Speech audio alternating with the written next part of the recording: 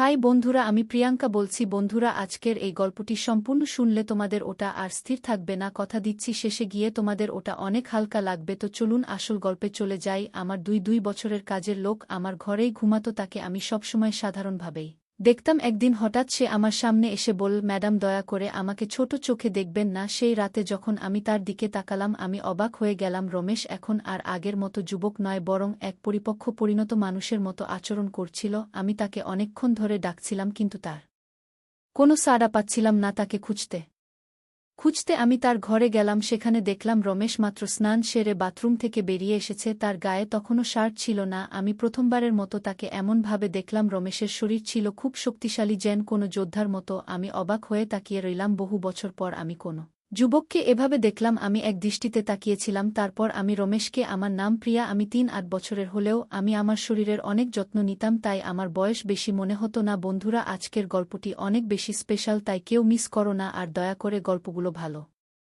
লাগলে ভিডিওটি like, share এবং চ্যানেলটি সাবস্ক্রাইব করো প্লিজ। যখন থেকে রমেশ আমার বাড়িতে এসে থাকতে শুরু করল, আমার জীবনে কিছু পরিবর্তন আসতে লাগল। প্রথমে আমি ভেবেছিলাম রমেশ ছোট, সে কিছু বুঝতে পারবে না, কিন্তু ধীরে ধীরে তার আসল চরিত্র আমার সামনে আসতে লাগল। আমি কখনো ভাবতেও পারিনি যে দুই বছরের একটি ছেলে আমার মতো 3-8 বছরের একজন মহিলার জীবনে এমন আনন্দ বয়ে আনবে। রমেশ দুই বছরের তরুণ, যাকে আমি গ্রামের বাড়ি থেকে আমার বাড়িতে কাজের জন্য নিয়ে এসেছিলাম। আমার বাড়িতে শুধু আমি আর আমার 1 বছরের সন্তান ছিল। যখন আমি কাজে যেতাম, রমেশ আমার সন্তানের যত্ন নিত এবং সে আমার বাড়িতেই থাকতো। আমি বিয়ে না করেই মা হয়েছিলাম। আমার প্রেমিক আমাকে বিয়ের প্রতিশ্রুতি দিয়ে আমার সঙ্গে প্রেমের অভিনয় করেছিল। যখন আমি গর্ভবতী হয়ে গেলাম, আমি তার বাড়িতে গেলাম এবং সেখানে গিয়ে দেখি যে তার বিয়ে হচ্ছে। সে আমার সঙ্গে প্রেমের অভিনয় করেছিল, কিন্তু শেষমেশ অন্য একটি মেয়েটিকে বিয়ে করে ফেলেছিল। আমার গর্ভে যে সন্তান ছিল তাকে নষ্ট করার ইচ্ছে আমার হয়নি। যখন আমি ভাবলাম গর্ভপাত করাবো, তখনও অনেক দেরি হয়ে গিয়েছিল, কারণ আমি তখন প্রায় 5 মাসের গর্ভবতী ছিলাম। আমার বাবা মা আমাকে এবং আমার সন্তানকে গ্রহণ করতে অস্বীকার করলেন, তাই আমি একাই থাকতে শুরু করলাম। কিছু মাস আগে আমি আমার গ্রামের বাড়ি গিয়েছিলাম আমার দাদার 9-0তম জন্মদিন উদযাপন করতে। আমার দাদু আমাকে সেই বিশেষ দিনের জন্য নিমন্ত্রণ পাঠিয়েছিলেন, তাই আমি গ্রামে গিয়েছিলাম। সেখানে আমার ছেলেকে শুধু আমার দাদাই ভালোবেসে কোলে তুলে নিয়েছিলেন। আমার ছেলে কুনাল তার সঙ্গে খেলছিল। এমন সময় অফিস থেকে আমার ফোন এলো কিছুক্ষণের জন্য ফোনে কথা বলার জন্য। আমি বাইরে গেলাম। আমি যখন বাইরে থেকে ফিরে এলাম, দেখলাম আমার ছেলে কুনাল আর দাদার কাছে নয়, বরং বাড়ির এক কর্মচারীর কাছে ছিল। আমি লক্ষ্য করলাম কুনাল সেই কর্মচারীর সঙ্গে বেশ আনন্দের সঙ্গে খেলছে। আমি আমার সন্তানকে তার কাছ থেকে নিয়ে চলে যাওয়ার প্রস্তুতি নিচ্ছিলাম। তখনই সেই কর্মচারী আমাকে থামিয়ে বলল, ম্যাডাম, আমাকে একটু সাহায্য করবেন। আমার টাকার প্রয়োজন নেই, আমার কাজের প্রয়োজন। সে নিজেকে পরিচয় দিয়ে বলল, আমি রমেশ, আমি আগে এই বাড়ির গবাদি পশুর খোয়ারের দেখাশোনা করতাম, কিন্তু এখন বড় সাহেব গবাদি পশু বিক্রি করার কথা ভাবছেন। যদি আপনার কাছে কোনো কাজ থাকে দয়া করে আমাকে দিন, আমার খুব প্রয়োজন। আমার বাবা মাও দিনমজুরি করেন, তাই আমার কাজের খুব প্রয়োজন। তখন আমি বললাম, আমার সন্তানের যত্ন নেওয়ার জন্য একজনের প্রয়োজন, কিন্তু এর জন্য তোমাকে শহরে যেতে হবে। আমি এই কাজের জন্য তোমাকে প্রতি মাসে 7,000 টাকা দেব। রমেশ আমার প্রস্তাব শুনে শহরে আসতে রাজি হয়ে গেল। কুনাল তার সঙ্গে বেশ ভালোভাবে থাকত। এটা দেখে আমি রমেশকে আমার বাড়িতে নিয়ে আসার সিদ্ধান্ত নিলাম। রমেশ তখন থেকেই আমার বাড়িতে থাকত। সে বলেছিল প্রতি 4 মাস পর পর যখন কিছু টাকা জমা হবে, তখন সে তার গ্রামে ফিরে যাবে। রমেশ সারাদিন আমার সন্তানের যত্ন নিত এবং ঘরের কাজে আমাকে সাহায্য করত। 1 মাস হয়ে গেছে রমেশ আমাদের বাড়িতে এসেছে, আর এই 1 মাসে সে নিজের কাজকে খুবই আন্তরিকতার সঙ্গে করেছে। তাকে আমার খুবই ভালো লাগত। রমেশের যত্নে আমার সন্তানের স্বাস্থ্যের উন্নতি হতে শুরু করেছিল এবং আমি অবাক হয়ে দেখলাম যে আমার ছেলে কুনাল, যে আমাকে আগে অনেক বিরক্ত করত, এখন রমেশের হাত থেকে খুব ভালোভাবে খাবার খাচ্ছে। আমি রমেশকে আমার বাড়িতে থাকার জন্য একটি আলাদা ঘর দিয়েছিলাম। একদিন রাতে আমার ছেলে খুব কাঁদছিল এবং কিছুতেই থামছিল না। তার কান্নার শব্দ শুনে রমেশ আমার ঘরে এসে কুনালকে আমার কাছ থেকে নিয়ে নীল রমেশের কাছে যেতেই আমার ছেলে কুনাল একদম শান্ত হয়ে গেল। রাত অনেক হয়ে গিয়েছিল, কুনাল রমেশকে ছেড়ে দিতে চাইছিল না, তাই আমি রমেশকে আমার ঘরেই থেকে যাওয়ার জন্য বললাম। সেদিন আমি অনেক সুন্দর একটি পোশাক পরেছিলাম। সে আমার কথায় রাজি হয়ে গেল। সকালে আমি ঘুম থেকে উঠলাম, তখন দেখি কুনাল রমেশকে জড়িয়ে ধরে ঘুমাচ্ছে। সেই দৃশ্য দেখে আমার মনে হলো রমেশ সত্যিই আমার সন্তানের জন্য একজন আদর্শ দেখাশোনাকারী হয়ে উঠেছে। সেই রাতের পর থেকে রমেশ কুনালের জন্য আমার ঘরেই থাকতে শুরু করল। রমেশ আসার পর সবকিছু ঠিকঠাক চলছিল, আর তার কাজের প্রতি আন্তরিকতা দেখে আমি বেশ খুশি ছিলাম। ছুটির দিনে আমি রমেশকে নিয়ে শপিং মলে গেলাম। সেখানে আমি তার জন্য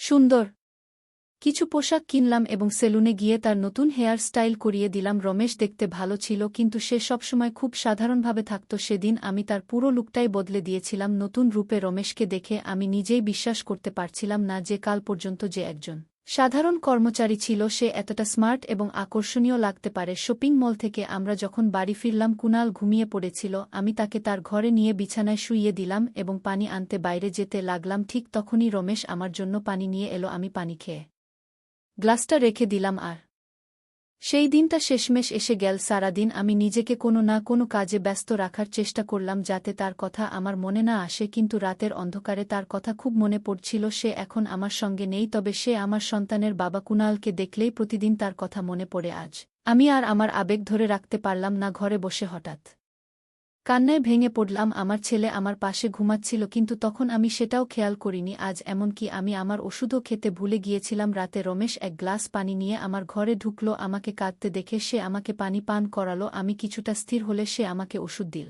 আমার কান্নার আওয়াজ শুনে আমার ছেলে কুনাল কিছুটা নড়াচড়া করতে লাগল। তখন রমেশ আমাকে নিজের ঘরে নিয়ে গেল। সেখানে গিয়ে আমি নিজের আবেগ সামলাতে না পেরে হঠাৎ রমেশকে জড়িয়ে ধরলাম। আমার অনুভূতিগুলো যেন বসেছিল না। আমার দুঃখের কারণ শুনে রমেশ নীরবে আমার চোখের জল মুছে দিল। আমি তার কাঁধে হাত রেখে বললাম, আজ আমি তোমার পাশে থাকতে চাই, একটু সান্ত্বনার খোঁজে। রমেশ কিছুটা বিস্মিত হয়ে বলল, ম্যাডাম আমি তো এসব বুঝি না। তার কথা শুনে আমি হেসে ফেললাম এবং তাকে সান্ত্বনা দিয়ে পাশে বসালাম। সেই রাতে আমি তার ঘরেই ছিলাম কিন্তু সকালে ঘুম থেকে উঠে দেখলাম সে সেখানে নেই, শুধু তার শার্টটা পরে আছে। বাইরে গিয়ে দেখলাম রমেশ কুনালকে দুধ আর বিস্কুট খাওয়াচ্ছে। আমি আমার ছেলের কথা ভুলে গিয়েছিলাম কিন্তু রমেশ ভোলেনি। সে আমাদের দুজনকেই খুশি রেখেছিল। রাতের ক্লান্তির কারণে আমি সকালে বেশ দেরি করে উঠেছিলাম। সারাদিন রমেশ আমার সঙ্গে চোখ মিলায়নি। আজ আমার বন্ধু তা নিয়ে আমার সঙ্গে দেখা করতে এলো। সে রমেশের দিকে একবারও তাকায়নি। রমেশ এসে তাকে পানি দিল এবং তারপর চুপচাপ ঘর থেকে বেরিয়ে গেল। কিছুক্ষণ কথা বলার পর তানিয়া চলে যাওয়ার জন্য তৈরি হলো। যাওয়ার সময় সে বলল, যত দ্রুত সম্ভব তোমার